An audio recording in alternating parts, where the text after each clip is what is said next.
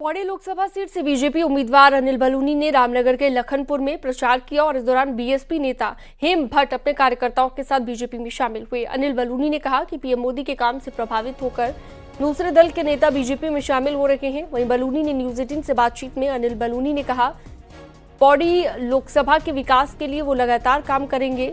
उन्होंने कहा कि पीएम मोदी के मन में उत्तराखंड बसता है और अगले 5 सालों में उत्तराखंड में कई विकास कार्य होंगे। यहां से पलायन को दूर करना उनका पहला मकसद है।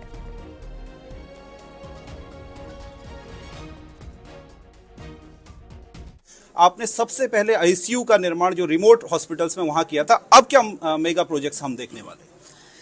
देखिए, जो स्वास्थ्य के क्षेत्र में काम है वो तो सब किए जाएंगे, बहुत आवश्यकता है, उसको तो सब किया जाएगा। लेकिन मैंने ये तय किया है कि पलायन के खिलाफ एक युद्ध शुरू करना है। हमने ये राज्य बनाया था, ये देवभूमि उत्तराखंड बनाया था, उसकी जो संकल्पना थी वो विफल ना हो जाए। अगर इतनी तेजी से पलायन लगातार चलता रहेगा, अगर आप देखिए जब उत्तराखंड राज्य बना तो पौड़ी जनपद में 8 सीटें थी, अब 6 सीटें रह गई हैं।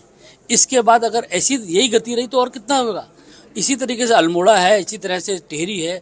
अगर सब तरफ से पहाड़ से सीटें खिसक जाएंगी तो जो हमने उत्तराखंड राज्य बनाया था उस संकल्पना का क्या होगा। उसको बचाने के लिए हम लोगों को युद्ध की तैयारी करनी है और हम लोग आने वाले कुछ दिनों में ये करेंगे। और आप, ये बहुत बड़ा काम है और इस काम को करके भी दिखाएंगे और आप लोगों का सहयोग लेके करेंगे। बलूनी जी, एक हम कई बार ऑनलाइन सर्वे करते थे, लोगों से बातचीत करते थे, तो हमें ये लगता था कि आप किसी भी लोकसभा क्षेत्र से, उत्तराखंड की 5 लोकसभा सीटों से कहीं से भी अगर आप चुनाव मैदान में उतर जाएं तो जीत सकते हैं। तो फिर आपने पौड़ी गढ़वाल के रण को ही क्यों चुना? देखिए, आदमी के पास जब ये मौका होता है कि अपनी मातृभूमि की सेवा कर सके तो उस मौके को अगर वो गंवा दे तो ये ठीक नहीं है। और मैंने तय किया था कि जरूर पार्टी ने खैर मुझे आदेश दिया, लेकिन मेरे को लगता था कि मैं अपने क्षेत्र की सेवा कर सकूं और वहाँ की समस्याओं का समाधान कर सकूं। प्रधानमंत्री जी के मन में उत्तराखंड है और ये उत्तराखंड की जो पगडंडियाँ हैं, जब वो प्रधानमंत्री नहीं थे, मुख्यमंत्री भी नहीं थे, तो अपनी साधना के लिए यहाँ नियमित रूप से रहते थे। यहाँ के सुख दुख से वो परिचित है, यहाँ के लोगों से वो परिचित है। वो जब भी उत्तराखंड आते हैं यहाँ के कुछ लोगों को राहत देने की तैयारी करके आते हैं। उनके दिमाग में पूरी तैयारी है। उन्होंने कहा कि आगामी दशक उत्तराखंड का होगा। इसका मतलब आगामी दशक उत्तराखंड का होगा तो उत्तराखंड के लोगों के लिए बड़ी सौगातें होंगी। उत्तराखंड के लोगों के लिए विकास की बड़ी योजना उनके दिमाग में है। आप इंतजार कीजिए, अगला 5 साल उत्तराखंड को बदलने वाला 5 साल होगा। अगला 5 साल जो मोदी जी का अगला 5 साल है, ये गढ़वाल को पूरी तरीके से और पूरे उत्तराखंड को बदल देगा। यहाँ के लोगों की जो लाइफ स्टाइल है, जो उनका वो है, उसमें बहुत बड़ा बदलाव आने वाला है। यहाँ रोजगार का बड़ा सृजन होने वाला है। यहाँ तीर्थाटन में असीमित संभावनाएं, उनका दोहन होने वाला है, पर्यटन में होने वाला है। और आप देखिएगा आने वाले 5 साल में ये उत्तराखंड किस प्रकार से बदलेगा, ये अकल्पनीय होगा। शैलेंद्र नेगी, न्यूज 18 रामनगर। चुनाव प्रचार में और ज्यादा धार देने के लिए कांग्रेस ने उत्तराखंड की 100 सदस्यीय चुनाव प्रचार समिति का गठन किया, जिसमें प्रचार समिति का चेयरमैन प्रीतम सिंह को बनाया गया है, जबकि हीरा सिंह बिष्ट को को चेयरमैन बनाया गया है। वहीं इसके साथ ही प्रदेश अध्यक्ष करण माहरा, नेता प्रतिपक्ष यशपाल आर्य और वरिष्ठ कांग्रेस नेता हरीश रावत शामिल हैं। कैंपेन कमेटी के जो है और जो हमारे साथी है वो अपने अपने क्षेत्रों में बड़ी मुस्तैदी के साथ लगे, चाहे विधायकगण हो, चाहे पूर्व विधायक हो, चाहे नेता प्रतिपक्ष हो, चाहे प्रदेश अध्यक्ष हो, चाहे हमारे पूर्व मुख्यमंत्री हरीश रावत जी हों, मैं स्वयं।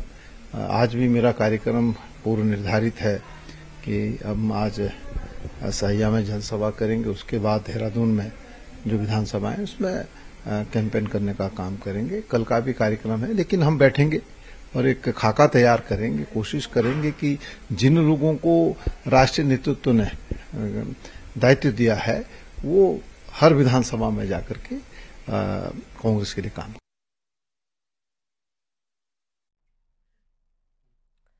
बीजेपी, कांग्रेस समेत दूसरी सभी पार्टियां छोटी सभाओं पर ज्यादा फोकस कर रही है। आखिर इसके पीछे वजह क्या है जो पार्टियां बड़ी सभाओं को छोड़कर छोटी जनसभाओं पर फोकस कर रही है? आपको दिखाते हैं।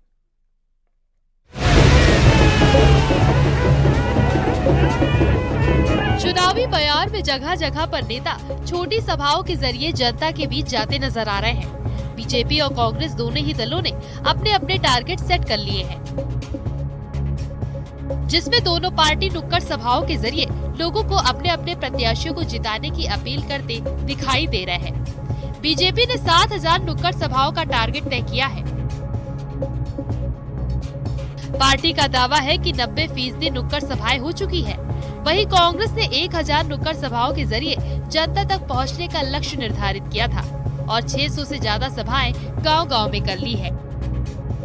पथ सभाएं, प्रत्येक शक्ति केंद्र पर एक पथ सभा करने का आयोजन किया था और 90% हमारे 2800 शक्ति केंद्र उत्तराखंड में हैं, तो हमारी लगभग 2500 से अधिक पथ सभाएं हो चुकी हैं। इसके अलावा हमने अधिक से अधिक स्थानों पर नुक्कड़ सभाएं भी करने का कार्यक्रम आयोजित किए हैं। ये लगभग 1000 सभाओं का हमारा प्रस्ताव है। 1000 सभाएं हम करेंगे, छोटी सभाएं, जिसमें से 600 में लगभग अभी तक जनसंपर्क अभियान हमारा पूरा हो गया है विभिन्न ब्लॉकों में, और बाकी में बचे हुए को हम 2-3 दिन में निपटाएंगे।